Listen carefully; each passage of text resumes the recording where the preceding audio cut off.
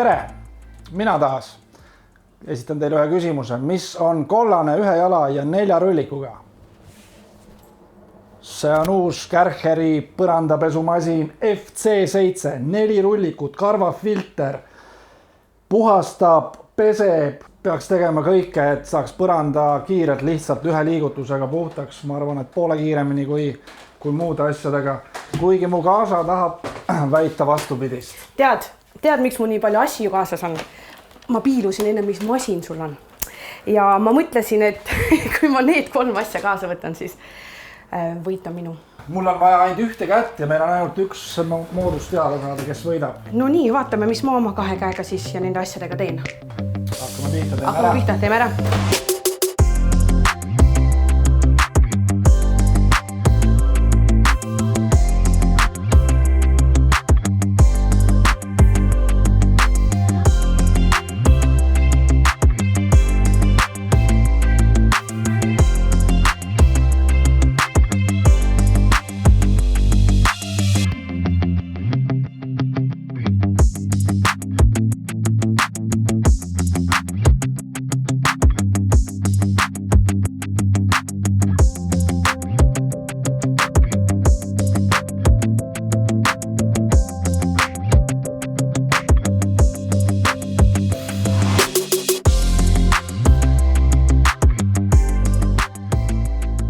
Aeg on kokkuvõteteks.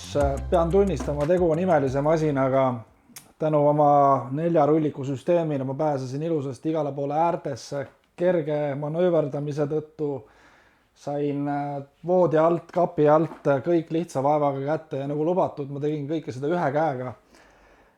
Niisutussüsteem, super, põrand on puhas, sokid on kuivad.